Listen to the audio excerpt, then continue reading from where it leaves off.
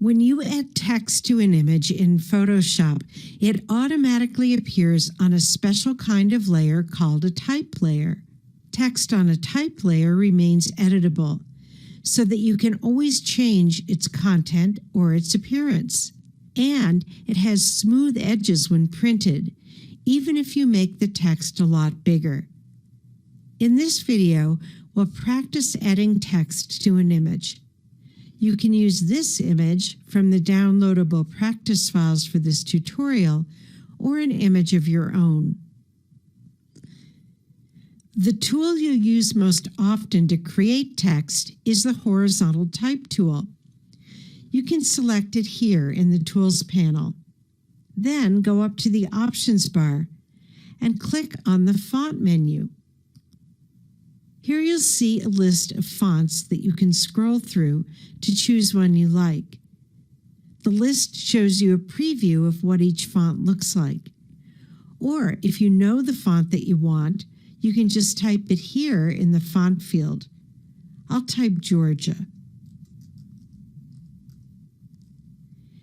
And Photoshop shows you all available styles of that font. I'll choose Georgia Bold. If you don't have this font, choose a font of your own. Next, let's set the font size. This menu shows you the font size in points by default. By the way, the default size is very small on a large image like this. If you ever enter type and you can't see it, that's probably why. So just try again with a larger font size. Here you can type in a font size if you know it, or you can click this arrow and choose a font size from the drop-down menu. I'll choose a large font size. Let's use white for the text we're going to enter. To set the font color, go up to the Options bar and click the Font Color field. That opens the color picker, which we covered in an earlier tutorial in this series. To select white here, go to the large field on the left and click on white, and then click OK. If you want to type uppercase letters, as I do, press the Caps Lock key on your keyboard. Then click in the image and start typing. I'm going to type the name of a fictional tailor business. You can type any name you like.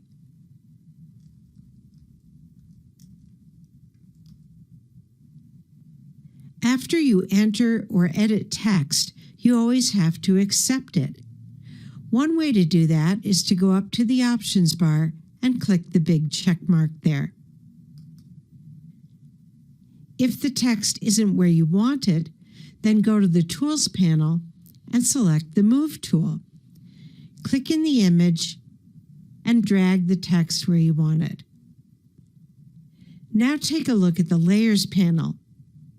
You'll see that Photoshop has created a new layer for you, and it's even named it for you. The T icon on the layer indicates that this is a special re-editable type layer. Now let's say you want another type layer. Using multiple type layers will let you work with and position each one separately, just like regular layers.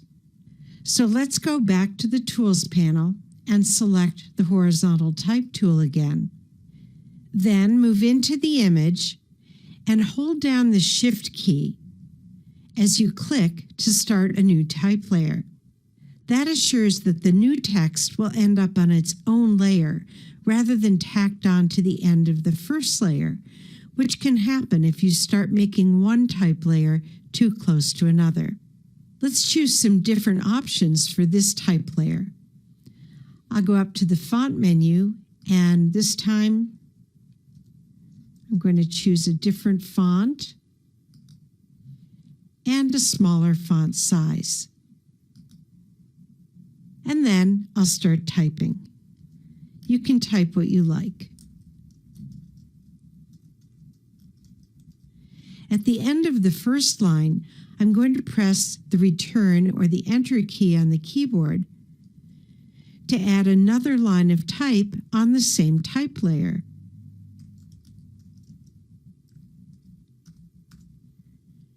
When you're finished typing, go up to the options bar and click the big check mark.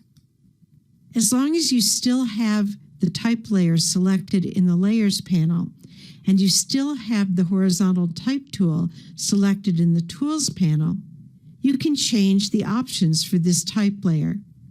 For example, if I want the 2 lines of type on this layer to be center aligned, here in the options bar, I'll click the Center Align icon. Then select the Move tool in the Tools panel and click on the new text and drag it where you want it. And now there's another type layer over in the Layers panel. When you're finished, go to the File menu and choose Save As. In the Save As dialog box, it's important to save in the Photoshop format and to leave layers checked in order to retain your editable type layers in this working version of the file. If you need a copy to share, you can save another copy as a JPEG, but the JPEG won't retain your type layers. So those are the basics of creating text. Stay tuned for the next video where we'll see how to edit text.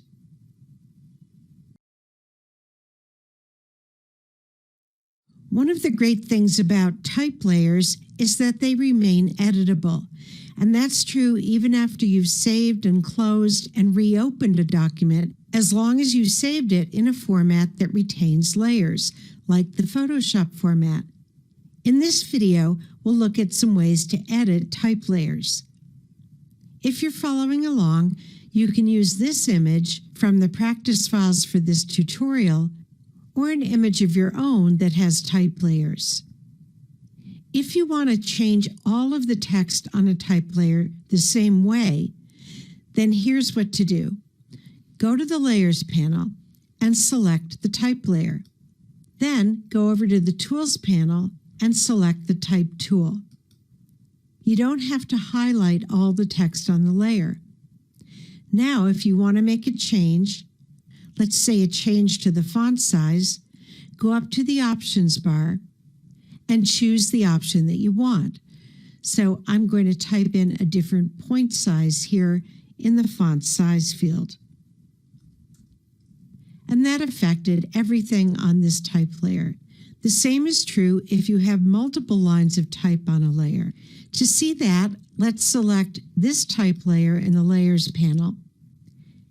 We still have the Type tool selected in the Tools panel, so we'll go up to the Options bar and we'll click on the Font Color field.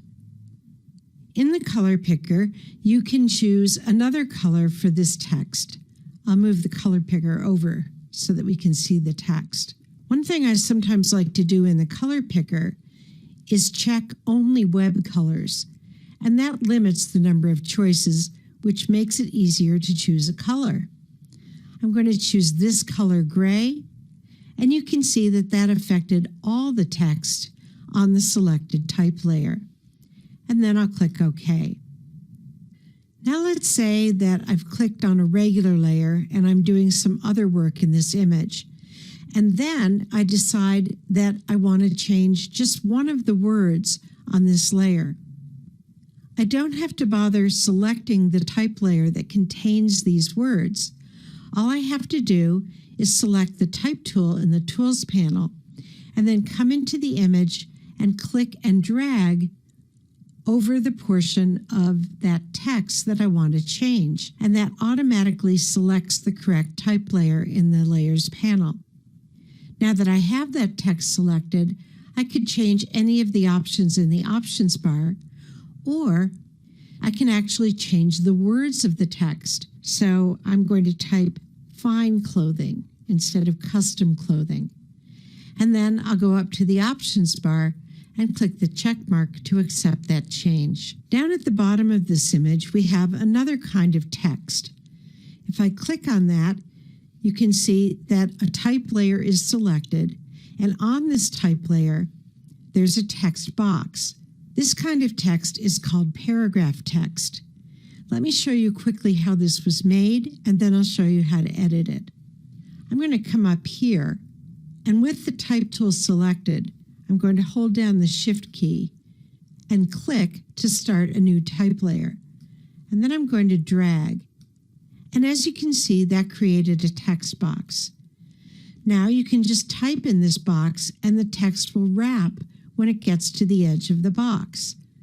Instead of typing, I'm going to go up to the Type menu and choose to paste this dummy text, just so that we have something to see in that box. Now, if I change the shape of the box, you can see that the text rewraps. I'm going to go up to the Options bar and click the Cancel symbol to delete that In Progress type layer. And now let's go down to the actual paragraph text in this image and click on it and reshape the text box to reflow this text. Hold down the Option key on a Mac or the Alt key on Windows as you hover over one of the edges of the text box, and then drag outwards to reflow the text from the center out. Then release your finger from the mouse or trackpad and release your other finger from the Option or Alt key. And I've managed to reflow the text from 3 lines to 2 lines while maintaining the position of the text box in the center of the screen. Now I'll go up to the Options bar and click the check mark to accept that change. When you're done editing type layers, you want to be sure to save in a format that retains layers, like the Photoshop format or the PSD format. So that's an introduction to editing type layers in Photoshop. Try these techniques on some of your own images. When you want to make an object that has a geometric shape, like a rectangle or a circle, you could use one of the selection tools and fill it with color.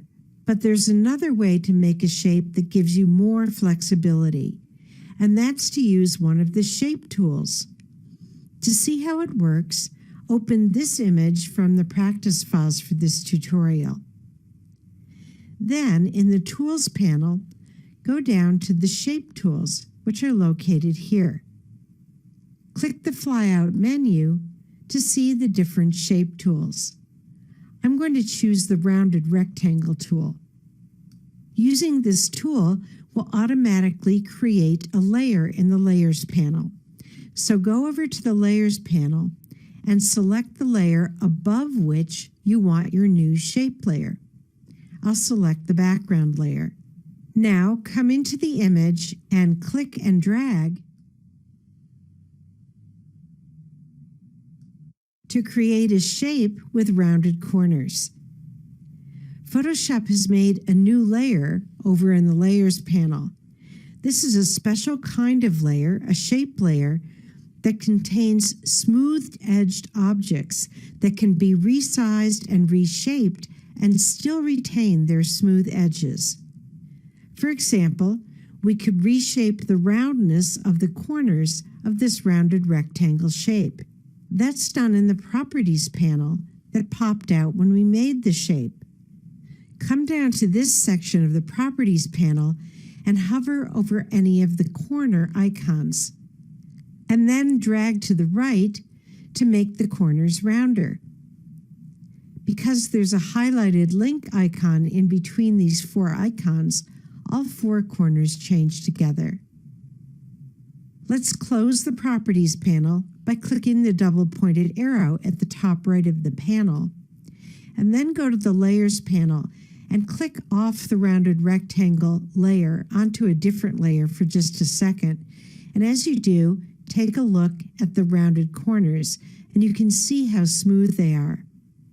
Let's click back on the rounded rectangle layer again to see that we can also change the size of the entire shape and still retain the smooth edges. I'll go up to the Edit menu and choose Free Transform. And this time it says Free Transform Path because Photoshop knows what kind of object we have on this layer. Hold down the Shift key to constrain proportions and the Option key, that's the Alt key on Windows, to resize the shape from the center out, and then go to any of the corners and drag outward, and you can make the shape bigger. And while we're still in Free Transform, let's change the shape of this shape. I'll go to the bottom edge of the shape and I'll drag up. And then let's accept these changes by going up to the Options bar and clicking the check mark.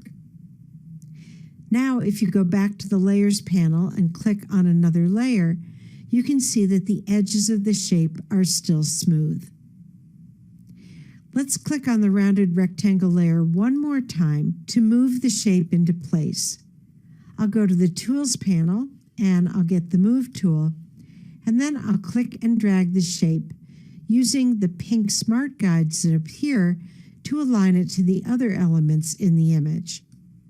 One of my favorite things about shape layers is the way that you can change the color of a shape layer on the fly. Go over to the Layers panel and double-click on the thumbnail on the rounded rectangle layer. That opens the color picker. As long as the color picker is open, when you move out into the image, your cursor changes to an eyedropper, and you can click on any part of the image to sample the color from there and automatically color your shape.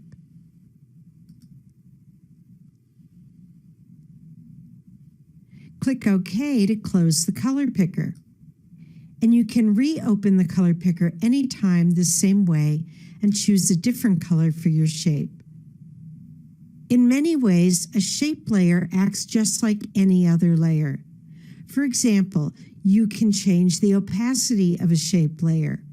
To do that, go to the opacity slider at the top of the Layers panel and drag to the left to make the shape less opaque or more translucent. When you're ready to save an image that has shape layers, be sure to use the Save As command and save the working file in a format that retains layers, like the Photoshop or PSD format. That way, your shape layers will be available the next time you open the file so you can make changes to them.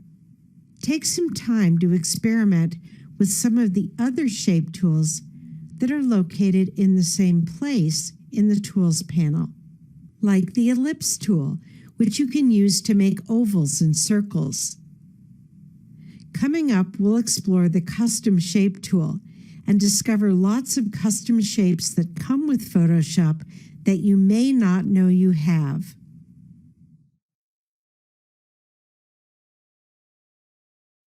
One of the easiest ways to add an object to an image is to use the custom shapes that come with Photoshop. If you haven't discovered the custom shapes, here's how to find them and apply them. You can use this image from the practice files to follow along, or any image of your own. In the Tools panel, go down to whichever shape tool is showing at the moment, and press and hold, and from the flyout menu, select the Custom Shape tool. Go up to the Options bar for this tool, and over on the right, you'll find a Shape Picker. Click on the Shape Picker, and you'll see some icons of a few custom shapes, but there are lots more. If you click the gear icon on the right side of this drop-down panel, you'll find a long menu. From there, choose All. And that's going to bring in all these categories of custom shapes that you see listed here. If this message appears, click OK. Now go to the bottom right corner of the panel and drag down and to the right to stretch out the panel and see all the shapes that are there. My screen isn't large enough to show all of them, but there are many to explore. Since we're working on an image for a custom tailor enterprise, here's the perfect image these scissors, and there are actually a couple scissors to choose from. I'm going to select this one by clicking on it, and then I'll click in a blank area to close the shape picker. Before I draw out a scissors shape with this custom shape tool, I'll take a look at the layers panel, and I'll make sure that I've selected a layer above which I want the new shape layer that Photoshop will make to be created. I've got the background layer selected. I'll move into the image, and I'm going to hold down the Shift key to constrain proportions so the scissors aren't distorted. And then I'll click and drag, and I have a scissors shape. I can change the size and the position and the color of this shape. Let's change the color to white. To do that, I'll go over to the shape layer that just appeared in the layers panel, and I'll double click the thumbnail on that shape layer to open the color picker. And then I'll select white, and I'll click OK. To make the scissors smaller, I'll go up to the Edit menu, and I'll choose Free Transform Path, and then I'll hold down the Shift key to constrain proportions, and I'll drag in to make the scissors smaller. When I think they're just about small enough, I'll click inside of that box and drag to position the scissors where I want them, right there. And then to accept all those changes, I'll go up to the options bar and I'll click the big check mark. I'll go over to the layers panel, and I'm going to click on a layer other than the scissors layer to see the result. So as you probably discovered, the custom shape tool works just like the rounded rectangle tool that we covered in the last video in this tutorial, as well as all of the other shape tools. The shape on this shape layer remains editable, so you can change the color, the size, the position, and more anytime you want, as long as you save in a format that retains layers, like the Photoshop or PSD format. So have fun exploring and applying a lot of the other custom shapes that come with Photoshop.